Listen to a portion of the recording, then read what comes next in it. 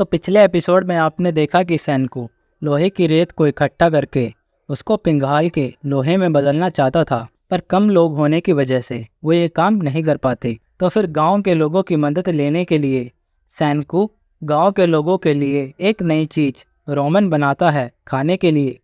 और अब आगे एपिसोड की शुरुआत में हम एक और नए शख्स को देखते हैं जो कि गांव की तरफ जा रहा होता है। सैनको के ठेले के पास गांव के काफ़ी लोग इकट्ठा हो जाते हैं। सैनको सबको एक एक कटोरा रामेन का देता रहता है और सबको वो खाने में बहुत अच्छा भी लगता है। एक लड़की सैनको से पूछती है, क्या ये सब तुमने खुद बनाया है? क्या तुम्हारा ही नाम सैनको है? तो बताओ तुमको कैसी लड़की पसंद है? जिस पे सैनको जवाब देता है, ऐसी लड़की जो मेरी भट्टी में बहुत सारी हवा फूंक सके। इस पे कोहागू बोलती है, क्या तुम अपने काम के सिवाय कोई और बात नहीं जानते? इसके बाद क्रोम एक एक कटोरा किन्रो और गिनरो के लिए भी लेके जाता है और जैसे ही गिनरो कटोरा लेने जाता है, किन्रो उसको रोक लेता है। जिसपे किन्रो बोलता है, एक रक्षक कोई भी उपहार नहीं ले सकता, ये नियम का उल्लंघन होगा। जिसपे क्रोम बोलता है, तो ये तुम्हारे हाथ में क्या है? तो क्या सोने के भाले पे नियम काम नहीं करते? इसके बाद गांव के सरदार को उसके सेवक आके सारी बात बता रहे होते हैं कि आपकी बेटी गांव वालों को कुछ नया खिला रही है, तो क्या हम भी जाएं? जिसपे सरदार मना कर देता है। वो हापू बोलती है, गांव वालों को ये बहुत पसंद आ रहा है। जिसपे सैनको बोलता है, इनको जितना खाना है खाने दो, क्योंकि जितना ये खाएंगे उतना ही मैं इनसे काम करवाऊंगा। नया शख्स भी एक कटोरा लेके बैठा होता है और बोलता है, इस रामन को देख के मुझे प्यास लग गई, काश मुझे कोला भी मिल जाती। कोला का नाम सुन के सैनको चौंक जाता है। नए आदमी को देख के कोहाकू सैनको से पूछती है, क्या ये तुम्हारे साथ है? सैनको मना कर देता है और कोहाकू किन्रो और गिनरो से बोलती है, बकचोदी बंद करो, यहाँ एक दुश्मन है। और तीनों पलक झपकते ही नए आदमी को घेर लेते हैं। कोहाकू उससे पूछती है, क्या तुम उस लंबे बालों वाले आदमी के साथ हो? ये बात सुन के वो हंस के बोलता है, तुम्हारी जैसी सुंदर लड़की के हाथों से मरने में मुझे कोई दिक्कत नहीं है, पर शायद तुमने मुझे कोई और आदमी समझ लिया। मैं किसी लंबे बालों वाले आदमी से नहीं मिला। पत्थर से आजाद होने के बाद मैं अकेला घूम रहा हूँ। सैनको इस नए आदमी को पहचान लेता है कि तुम तो आसागिरी गैन हो। कोहाकू पूछती है, तो तुम इसको जानते हो? सैनको बोलता है, नहीं, मैं इससे कभी नहीं मिला। मेरे दोस्त इसकी बेकार की किताब पढ़ते थे। गैन बोलता है, तो तुमने मेरा काम पढ़ा है, पर उसको बेकार मत बोलो। तुम मुझे मेंटलिस्ट बुला सकते हो। और हाँ, क्या तुम अपने हथियार हटा सकते हो? मेरे पैर डर से कांप रहे हैं, कहीं मैं ये रामेन गिरा ना दूं। कोहाकू जान जाती है कि ये बिल्कुल भी नहीं डरा हुआ और जिस तरह से ये बात कर रहा है इसमें जरा भी घबराहट नहीं है। सैनको बोलता है, ठीक है, मैं तुम्हारी बात मान लेता हूँ। और हाँ, कुछ भी मुफ्त में नहीं मिलता। जिन्होंने भी रामेन खाया है मेरे पास उनके लिए काम है करने को। और सब मिलके हवा करने लगते हैं। सैनको हवा करने के औजार को भी ज़्यादा कारगर बना देता है। इसी बीच सैनको गैन से पूछता है, ताइजू और यूजिरिया कैसे हैं? गैन बोलता है, अच्छी कोशिश थी। मुझे काम से थका के जानकारी निकलवा लेना, पर मत बोलो कि ये पैतरे एक मेंटलिस्ट पे काम नहीं करेंगे। लेकिन तुम बिल्कुल भी चिंता मत करो, दोनों ठीक हैं। जिसपे सैनको पूछता है, तुमको पता था कि मैं तुमसे जानकारी निकलवाना चाहता था, तो अब ऐसा क्या हुआ कि तुमने ये मान लिया कि तुम सुकासा के साथ हो? जिसपे गैन बोलता है, ये सब देख के मेरा मन बदल गया। और सैनको लोहे के पिघलने के बाद उसको एक लकड़ी के सांचे में डाल देता है। इसके बाद गैन बताता है कि मेरा बस एक काम था कि मैं तुम्हारी मौत की पक्की खबर दूं, पर सैनको जिंदा है। अगर मैंने ये बात उसको बता दी तो तुम्हारा मरना पक्का है। मैं यही करने वाला था, लेकिन अगर तुमने लोहे के हथियार बना लिए तो पता नहीं कौन जीतेगा। और लोहे के ठंडा होने के बाद उनको लोहे की रॉड मिल जाती है, जिसको देख के गैन बोलता है, मुझे बस एक पिछड़ा गांव ही मिला और सैनको मर गया। एक गलत खबर और तुम बच जाओगे।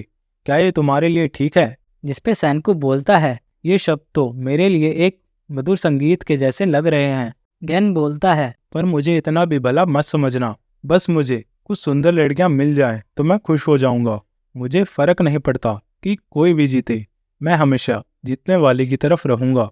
लेकिन मैं फैसला नहीं कर पा रहा कि मैं किंगडम ऑफ साइंस की तरफ रहूं या सुकासा के साम्राज्य में। एक तरफ तो रोमन और साइंस की इतनी चीजें हैं, पर गधों की तरह काम करना मेरा स्टाइल नहीं है, और दूसरी तरफ सुकासा के साम्राज्य में साइंस नहीं है और खाना भी ठीक ठाक है। और अगर मैं कुछ सुंदर लड़कियों को जिंदा कर देता हूँ तो मैं अपने लिए खुद की एक जन्नत बना सकता हूँ। कोहाकू गैन के पास जाके बोलती है, तुम जैसे आस्तीन के सांप के लिए तो दो ही विकल्प होने चाहिए, या तो तुम्हें मार दो या फिर कैद में डाल दो।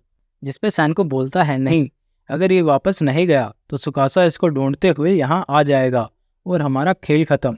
ठंड रखो, जब तुम्हें पता चल जाएगा कि मैं इस लोहे से क्या करूँगा तो पक्का तुम हमारी तरफ होगे।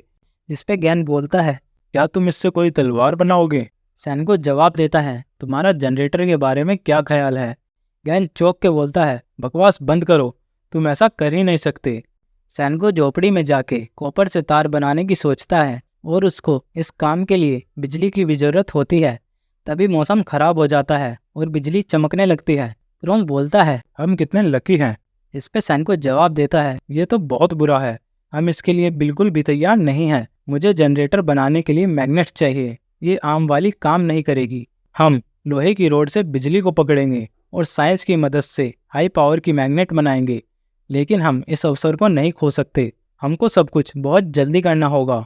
और वो कॉपर को पिघाल के पुल का एक लकड़ी का फट्टा लेके उसमें चाकू की मदद से छोटी लाइन बना देते हैं। फिर उसमें कॉपर डाल के उसको ठंडा होने के बाद बाहर निकाल के रोड के ऊपर लपेट देते हैं। एक लड़की जाके गांव वालों को बता देती है कि बाहरी आदमी गांव का पुल तोड़ रहा है।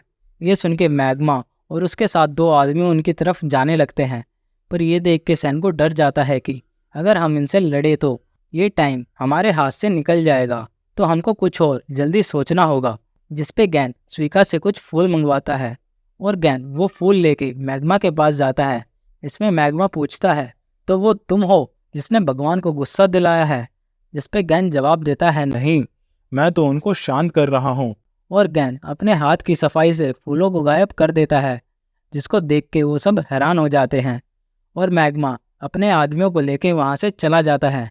इसके बाद सैनको और उसकी टीम गंजे पहाड़ पे पहुँच जाते हैं और एक लकड़ी को उस पहाड़ के ऊपर गाड़ना शुरू कर देते हैं। किन्रो और गिनरो भी वहाँ उन पर नज़र रखने के लिए पहुँच जाते हैं, लेकिन बिजली पास आती जाती है और उनके पास एक टावर खड़ा करने का टाइम नहीं होता। जब भी कोहाकू की नज़र किन्रो के बाले पे पड़ती है और वो उसको लेके उसमें लोहे की रोड बांध के उसको पहाड़ पे गाड़ देती है। उसके ऐसा करते ही रोड पे बिजली गिर जाती है और उनको अपनी पावरफुल मैग्नेट मिल जाती है। बिजली के गिरने के बाद किन्रो का बाला टूट जाता है, जिस पे कोहाकू उससे माफ़ी मांगती है कि मुझे ऐसा करना पड़ा क्योंकि वो एक इमरजेंसी थी। पर गिनरो उसका मजाक उड़ाने लगता है कि किन्रो, तुम्हारा वो अनोखा बाला कहाँ गया? मुझे वो कहीं दिखाई नहीं दे रहा। ये सुन के गिनरो के मार के वहाँ से चला जाता है। कोहाकू सैनको से बोलती है कि शायद हम मैग्नेट बनाने में असफल रहे, ये आपस में नहीं जुड़ रही, कोई अनजानी शक्ति इनको एक दूसरे से दूर कर रही है। जिसपे सैनको एक मैग्नेट को पलट देता है और दोनों आपस में जुड़ जाती है। इसके बाद सैनको और उसकी टीम कॉपर को पिघाल के उसकी एक पतली शीट बना लेते हैं और बाद में उसको एक गोल आकार में काट लेते हैं। और सैनको कुछ तारों को लैकर से इंसुलेट करने लगता है। सैनको के मुंह को देख के गैन पूछता है, तुम्हें गुब्बारे के जैसे क्यों दिख रहे हो? जिसपे सैनको बोलता है, क्योंकि मुझे लैकर से एलर्जी है। और सब कुछ आपस में जोड़ के वे हाथ से चलने वाला जनरेटर बना लेते हैं, लेकिन उनको इसको चलाने के लिए दो ऐसे आदमी चाहिए होते हैं जो आपस में अच्छा तालमेल बना सके, वरना बिना तालमेल के ये टूट सकता है। और वे सब किन्रो और गिनरो के पास जाते हैं, लेकिन मदद मांगने पर किन्रो मना कर देता है। इसके बाद गैन आगे आके उनको बिजली के फायदे बताना शुरू कर देता है और बोलता है कि हम इसका इस्तेमाल करके नए चांदी और सोने के बाले बना सकते हैं। सैनको गैन से पूछता है, क्या तुमको ये करना आता भी है? गैन जवाब देता है, मुझे जरा सा भी आइडिया नहीं है कि ये कैसे करते हैं। लेकिन उसकी ये बात सुन के दोनों मान जाते हैं और जनरेटर को चलाना शुरू कर देते हैं।